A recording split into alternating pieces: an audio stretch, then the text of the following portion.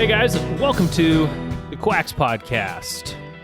So, hope life is treating you well out there.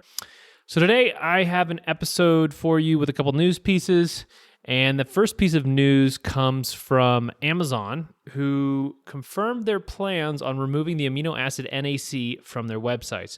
So if you've been paying attention at all to what's happening right now in the health world, NAC was banned by the FDA, kind of banned. It wasn't like explicitly banned. So NAC stands for N-acetylcysteine. And back in September of last year, the FDA issued a warning letter that said NAC could not be marketed as a supplement because it was first studied as a drug in 1963.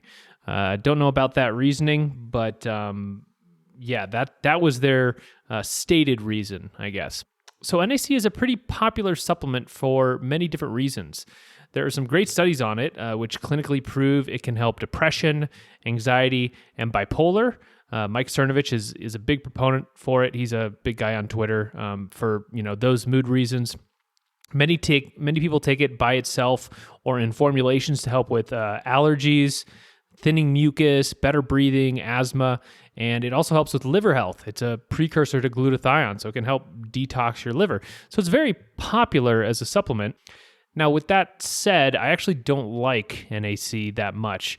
In a lot of years that I've been reading, health forums and stuff, NAC comes up again and again as causing problems for people. It can do things like lower thyroid levels. It can cause chronic fatigue in people. It can cause emotional problems. I remember I tried a couple years ago when I was dealing with the breathing problems really bad. I tried some and it caused just like pure rage and exhaustion in me. So I'm really not a huge fan of NAC. I think it's risky to take it long term, but short term it does have some real potential.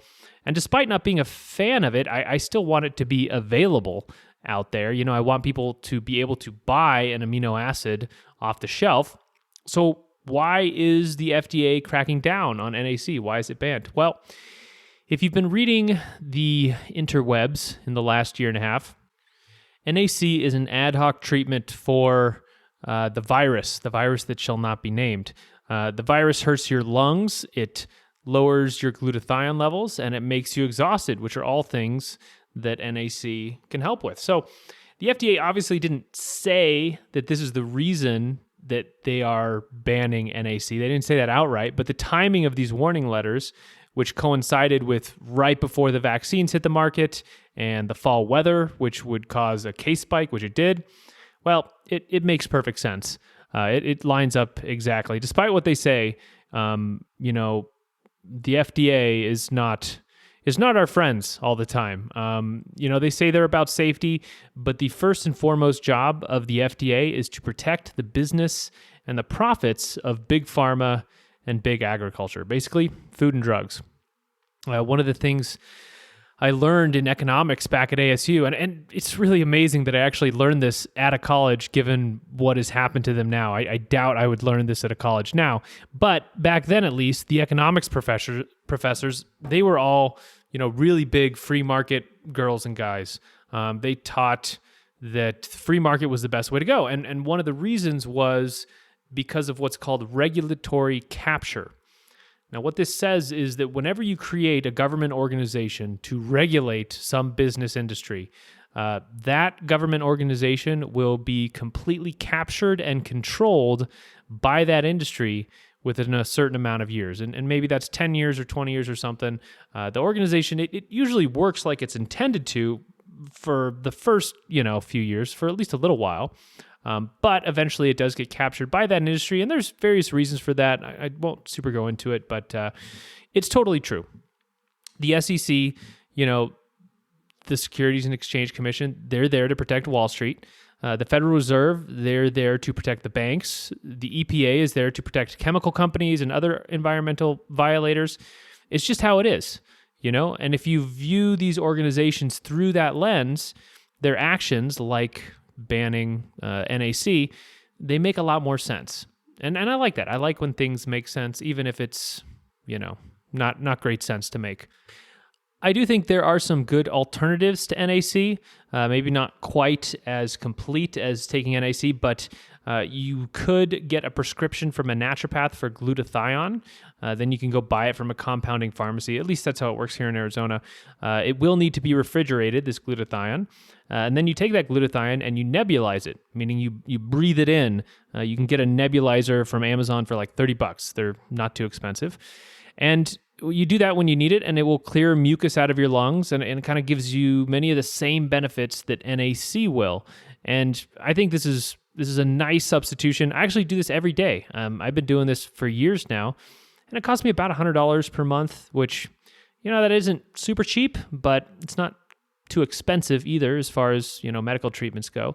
And one of the cool kickers about it is I never get sick. I never got COVID, despite being at several get-togethers where multiple people got sick. I mean, it was crazy.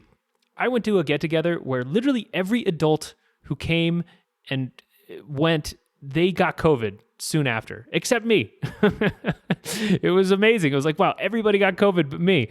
And if I had to attribute one reason for this invulnerability, knock on wood, of never getting sick, it is probably because I nebulize glutathione every day.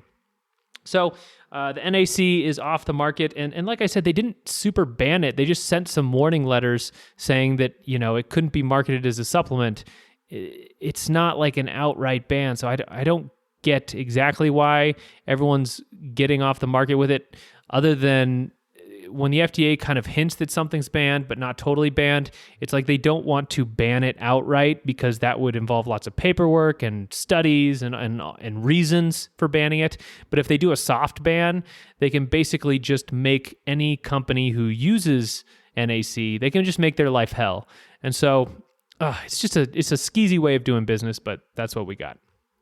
So the second thing I wanted to talk about today is vitamin D.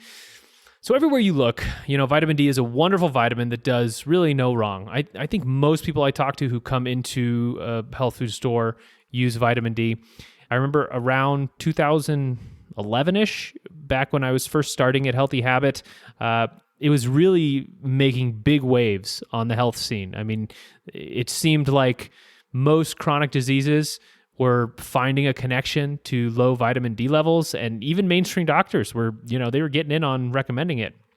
I also remember there was this vitamin D council.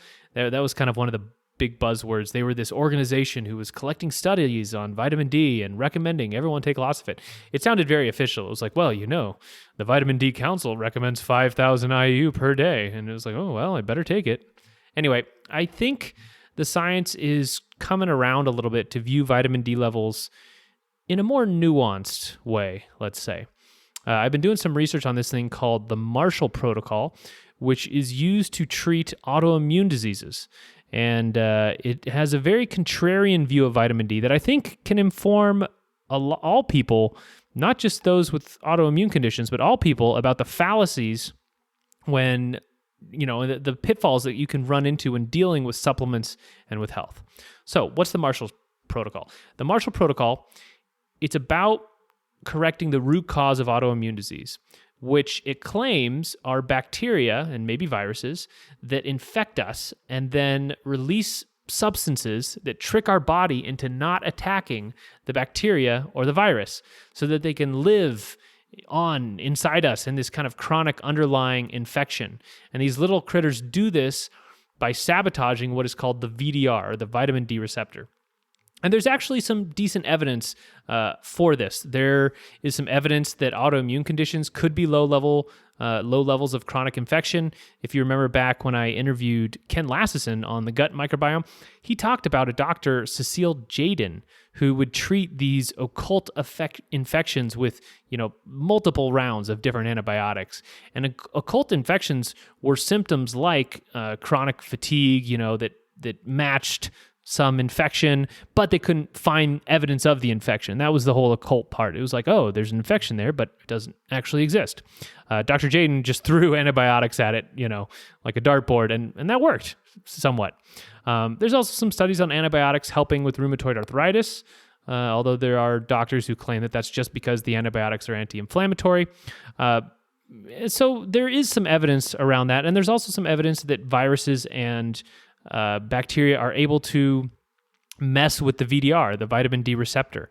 So the point is there are some studies suggesting that chronic bacterial infections that are difficult to detect could cause chronic infections like lupus, sarcoidosis, rheumatoid arthritis, and many of these other mystery ailments, like chronic fatigue and fibromyalgia, and autism, that kind of thing.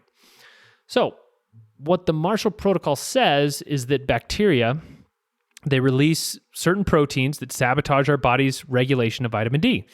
And the protocol suggests a VDR agonist, it's a drug, it's like a blood pressure drug, which theoretically fixes this sabotage. And then the body fights these infections properly.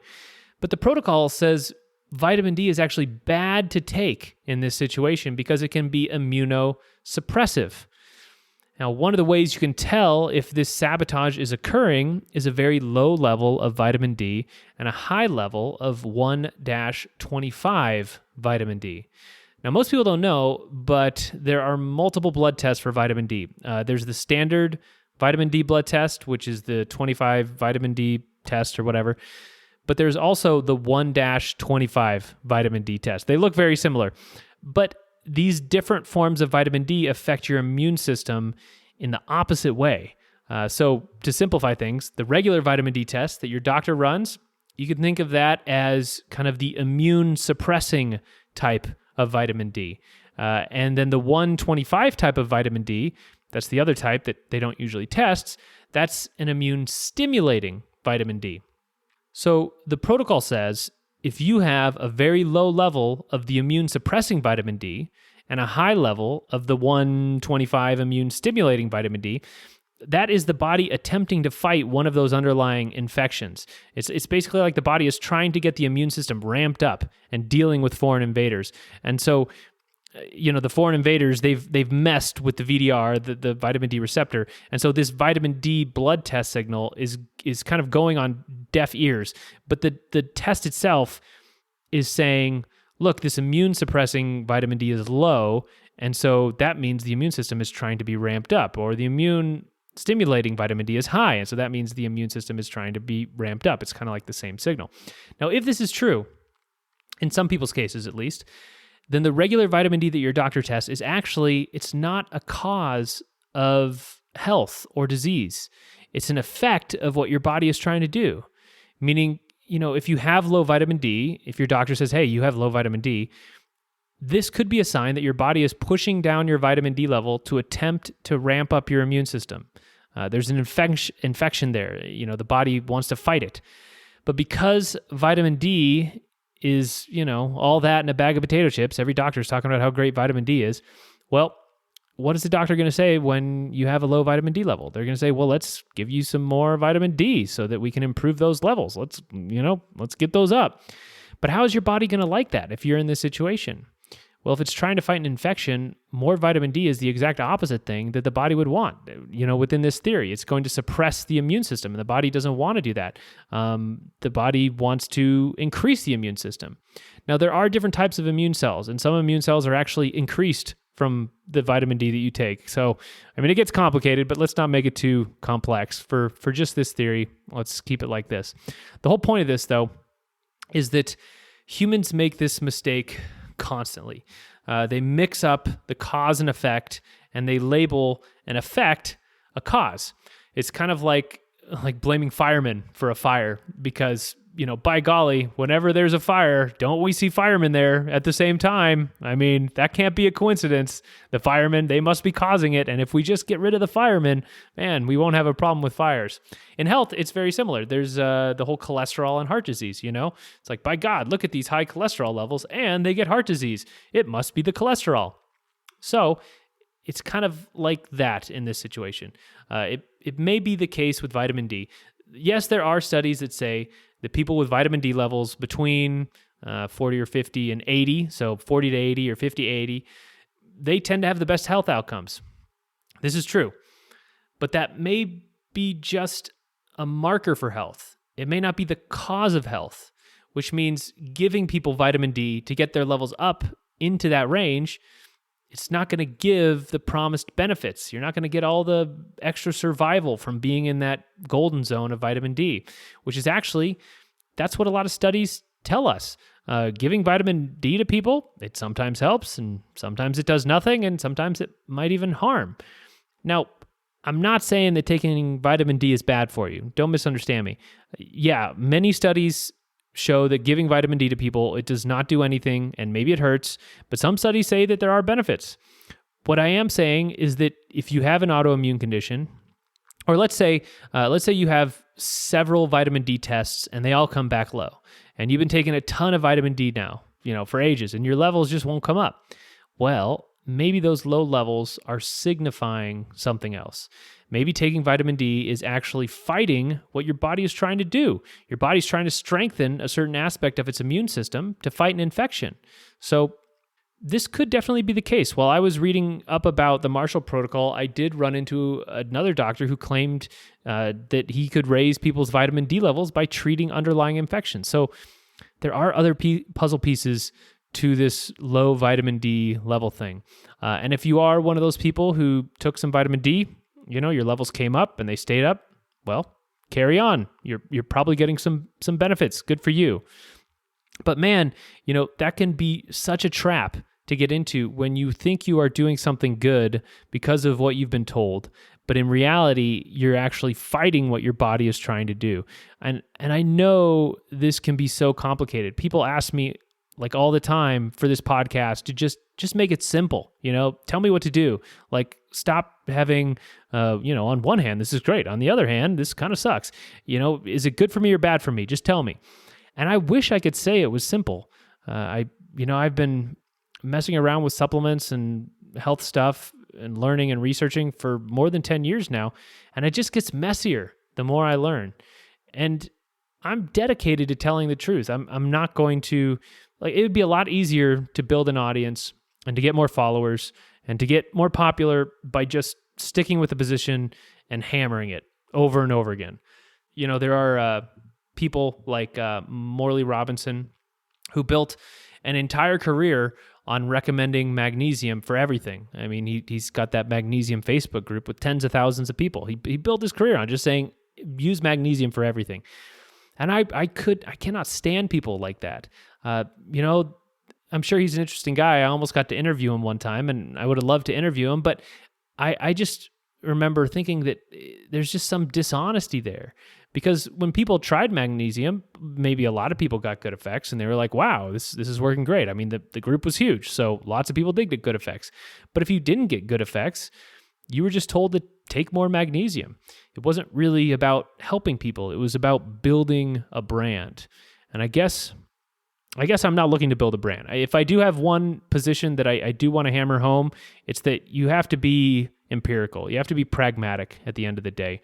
So in this case, if you hear about how great vitamin D levels are and you're taking vitamin D and your levels aren't going higher and maybe you're starting to get infections or other immune problems, go by what life is telling you.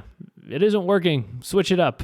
So anyways, I do have some great shows coming up for you. I have one with a nice mold lady who's been treating mold problems for many years. She should be really interesting. I have another one on a diet called the Lindy diet, which is how Eastern Orthodox monks would eat like centuries ago. So it's like the monastery diet. So we're going to learn about that, some crazy topics here on the Quacks podcast. Anyway, thanks so much for listening, guys. Be well.